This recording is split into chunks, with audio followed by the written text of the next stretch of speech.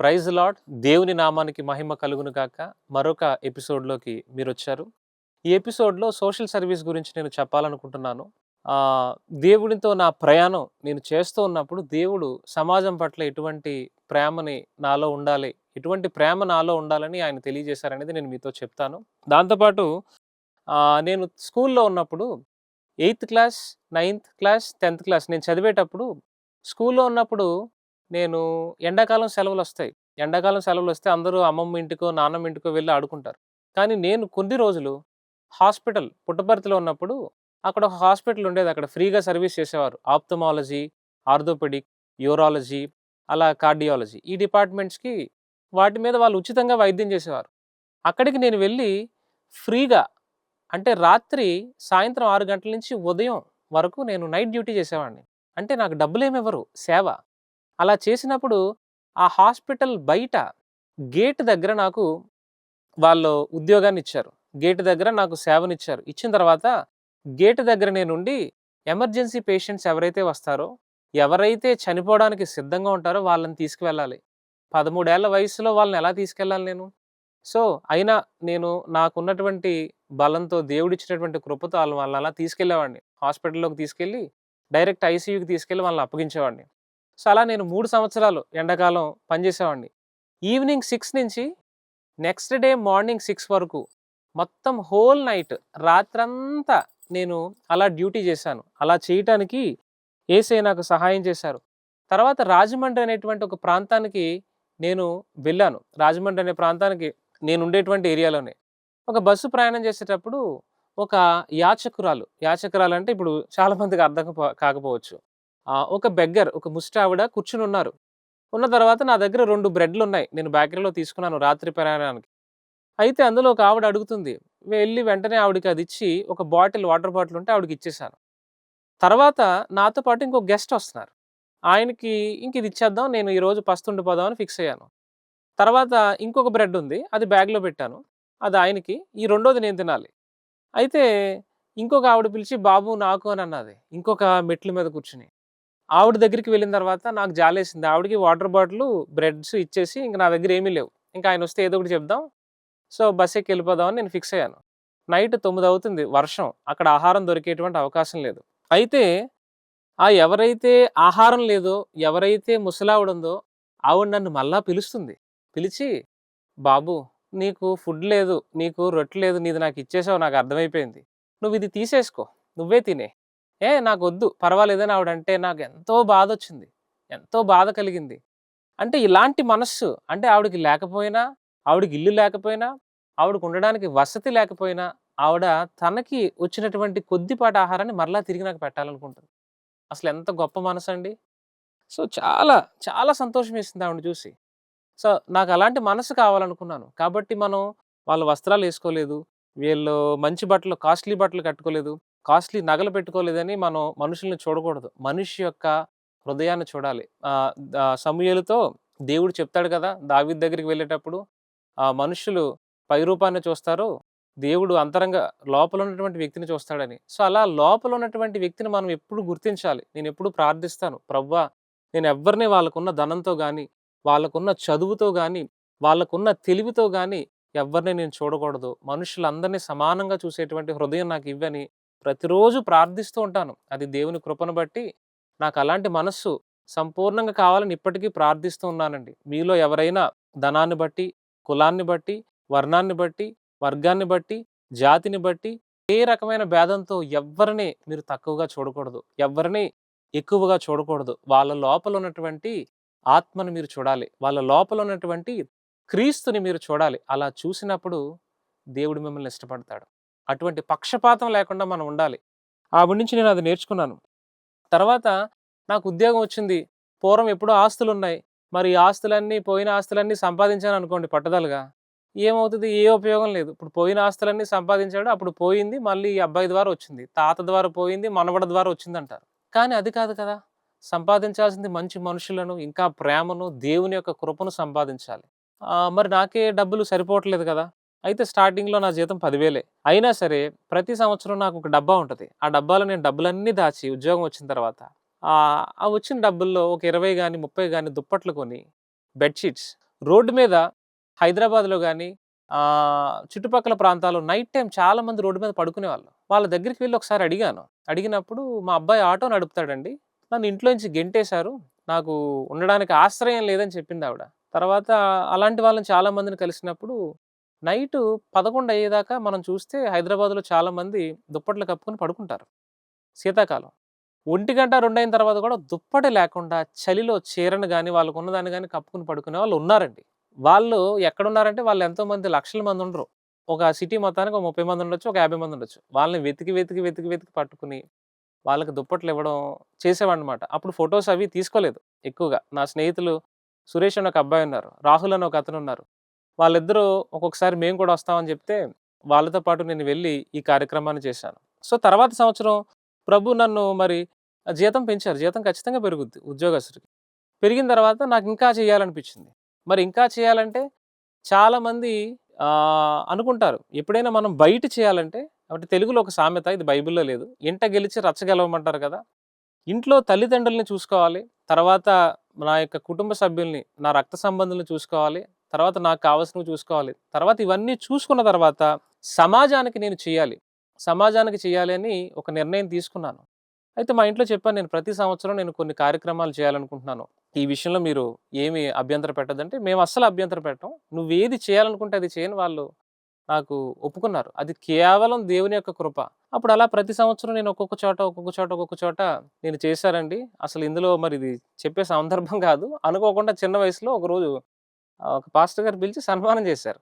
అది నాకు కొంచెం ఇబ్బందిగా అనిపించింది. ఎందుకు అలా చేశారని. తర్వాత నేను మరలా ఆహ్, చాలా దుప్పట్లు పంచాను. గత సంవత్సరం దేవుని కృప 400 దుప్పట్లు పంచానండి. 400 బెడ్ షీట్స్. నాకొచ్చిన జీతంలోనే. ఎవరిని విరాళాలు అడగలేదు. ఎవరైనా చేస్తానంటే వాళ్ళ ద్వారా వాళ్ళతోనే చేయిస్తానమాట. ఎవరైనా వచ్చి మేమిలా చేయాలనుకుంటున్నామంటే, మీరు మీ డబ్బులతో మీ ప్రాంతంలో చేయాలి. ఎప్పుడైనా సరే ఒక సేవా కార్యక్రమం చేసామంటే కొంతమంది డబ్బులిచ్చి చేసేయండి. అలా కుదరదు. మనం చేసేటప్పుడు ఒక పని మనకు అవకాశం ఉంటే తప్పనిసరిగా మనం అందులో పాల్గొనాలి. తర్వాత చాలామంది వాళ్ళ పేర్లు రాయించుకోవాలనుకుంటారు. వాళ్ళు ఎక్కువ చెప్పాలనుకుంటారు. ఇందులో 2 రకాల ఫలితాలండి. ఈ 10 ఏళ్లలో నేను రహస్యంగా చేశాను. ఎప్పుడు చెప్పలేదు. ఈ 10 ఏళ్ల ఫోటోస్ అన్నీ కలిపి రీసెంట్‌గా పెట్టాను. ఈ 10 సంవత్సరాలు రహస్యంగా చేసినప్పుడు మనం ఫలం పొందుకుంటాం. అలా దేవుడు నన్ను ఎన్నో బ్లెస్సింగ్స్ ఇచ్చారు. అంటే ఈ చేసింది కొంతే. చేసిందేదో నేను కోట్ల, వేల కోట్లు ఏమి ఇవ్వలేదు. నేను చేసింది చాలా చిన్నది.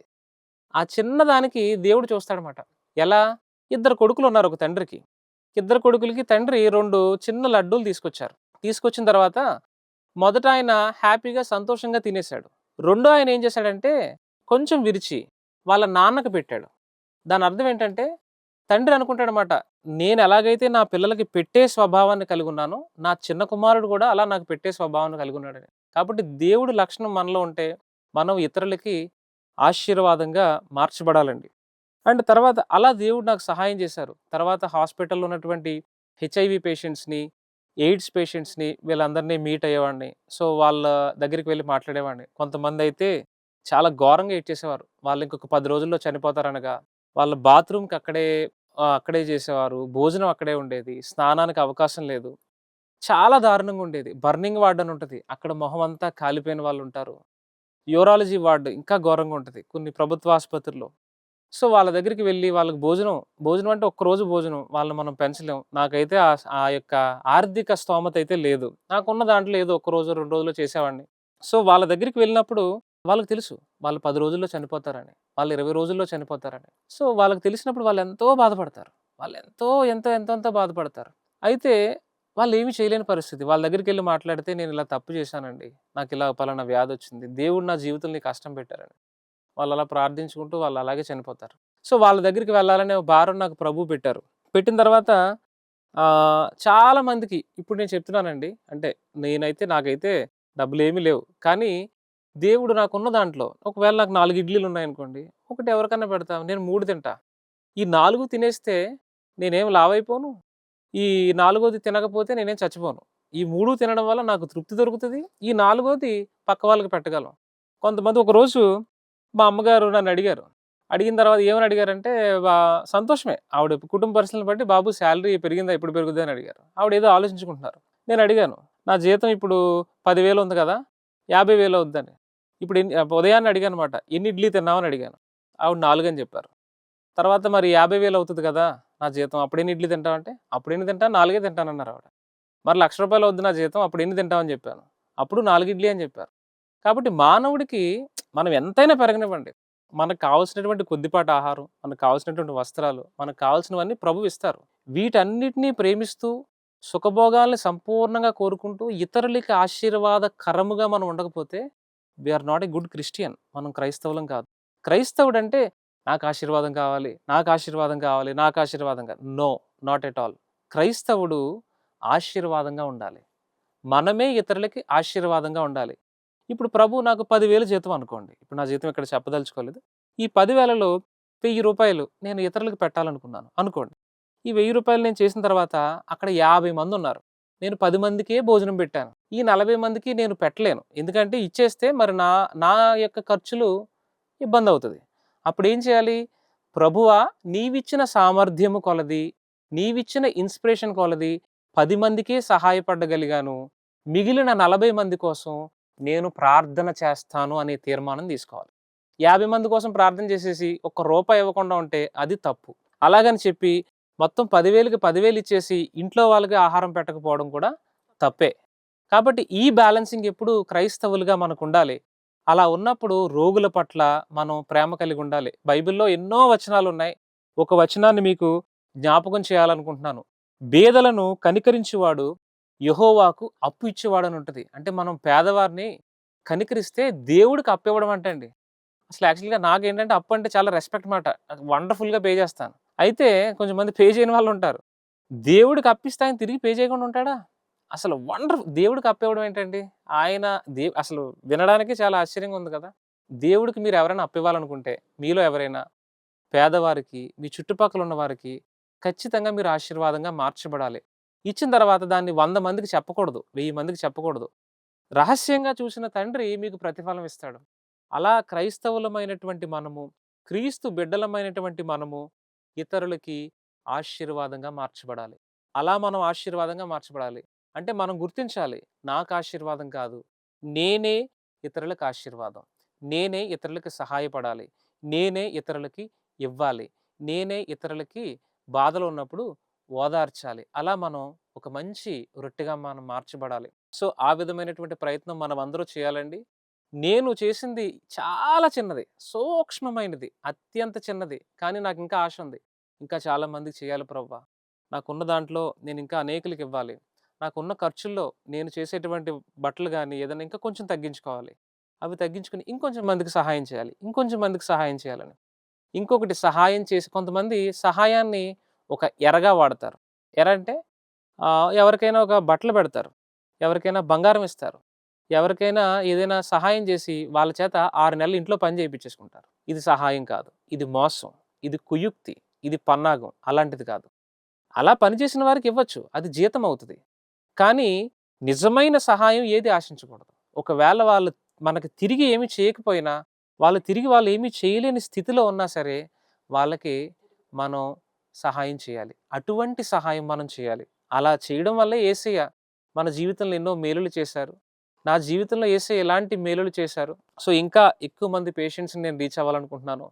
వస్త్రాలు లేని వారికి ఇవ్వాలనుకుంటున్నాను. ఎందుకంటే ఆహారం విషయంలో నేను అనుభవించాను చిన్నప్పుడు. అది అమ్మకి, నాన్నకి ఎప్పుడు చెప్పలేదు. అయితే ఈ పురుగుల భోజనం తిన్నాను. ఈ బాధలు పడ్డాను. తర్వాత నాకర్థమైంది. ఓహో! ఆహారం లేకపోతే ఇన్ని కష్టాలుంటాయి. వస్త్రం లేకపోతే ఇన్ని కష్టాలుంటాయని. తర్వాత ఆ విషయాల్లో నేను ముందుకు వెళ్ళాను. సో, మీరు ఒక్కొక్కరికి ఒక్కొక్క సామర్థ్యం. ఇదే చేయాలని లేదు. కొంతమందికి విద్య, స్టూడెంట్స్‌కి ఎవరికో హెల్ప్ చేస్తుంటారు.